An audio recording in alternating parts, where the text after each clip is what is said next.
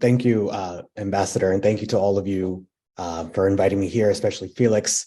It's really good to reconnect with some of you, and I'm really excited to be a part of this panel. So I know that we're here to talk about linkages and nexuses between many of these processes, and I think all of us know a lot of the challenges to bringing these processes together by heart. Right? Many of you have talked about this, you've touched on it. And in many ways, theoretically, we know the solutions by heart as well. We know what needs to happen. We know about these whole of society approaches. We know about bringing key stakeholders together, breaking silos between ministries and different levels of government, whether vertically or horizontally. We know the lingo, we know the terminology. We're in the UN for a reason, right? But I want to bring almost a different perspective, a different approach here. We already heard from some of the speakers in this session and in other sessions, especially from Ambassador Thompson, from Chantaline, talking about cross-sectoral, multi-sectoral approaches. So I am representing the SLOCAT partnership, which is really one of the key entities that brings sustainable transport actors into UN processes, right? So we're not just talking about NGOs or civil society. We're talking about networks of transport providers, right? We're talking about networks of informal transport organizations in Africa, for example, or public transport providers, or those specific entities at the local and the city level or at the national level that provide transport to their populations. So SLOCAT plays a role in bringing these networks, these actors, these entities together, whether it's in the climate process or in the Sendai Framework Review, or in the SDG process, and we try to bring that voice into these spaces. Now, we talk a lot about the sectoral approach, as I said, but oftentimes we lack these actors in the process, right? So the usual suspects, and I come from kind of the usual suspect world, as Chantaline could probably tell you all, working in youth spaces and city spaces and so many other processes, but oftentimes we leave out some of these sectoral actors. So something that we've done in the Sendai framework, for example, is working with colleagues like Mark Gordon, who I know spoke in a different session in this event. In the midterm review, we tried to bring that sectoral perspective into the process, right? So oftentimes we try to complement the major groups and other stakeholders, which is really the stakeholder engagement mechanism in so many of these processes. So that was something we did successfully, that we did quite well with UNDRR colleagues. And we want to see how we can kind of bring further transport stakeholder engagement into these processes, including the SDG Summit. Now, I don't need to explain to you all, or maybe I do, why transport is so key to actually achieving the 2030 Agenda and the SDGs.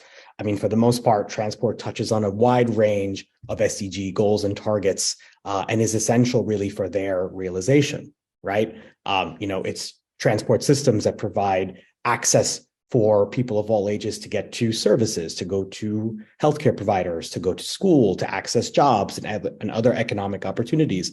It is transport systems that require the attention of those ministries, of those local authorities that not only ensure they're getting the funding they need, but ensure that they're resilient for all the climate shocks that we've been talking about. And transport is not only essential to ensuring that the SDGs are realized, but is also essential in terms of its decarbonization, right?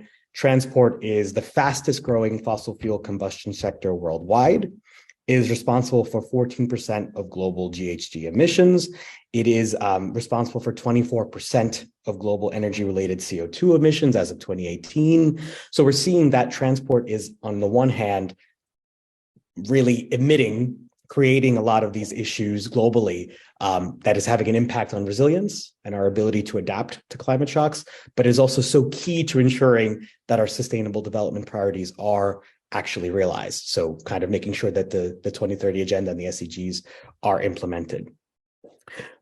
So for this reason, when I'm talking about a fresh cross-cutting approach, is ensuring that other sectors are being brought into these processes, transport providers, those who are working at the local level in providing energy to their populations, people who work in the building sector, right? Buildings is another one of those sectors that is often left out of these conversations, but is such an essential player when it comes to mitigating emissions, but also allowing for sustainable development to actually take place.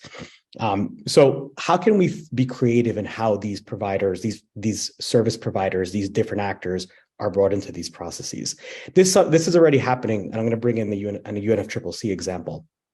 In many ways, this is happening somewhat in the UNFCCC process. So within the UNFCCC, there's something called the Marrakesh Partnership for Global Climate Action, which tries to bring these specific sectoral actors into the process to allow them to work more closely with the parties to the UNFCCC and the Paris Agreement to actually see how climate action can happen in that holistic way, right? So SLOCAT in the UNFCCC process plays a role as the coordinator together with the International Transport Forum of the OECD in ensuring that transport actors, transport service providers, the private sector and the public sector are being engaged in that climate action work.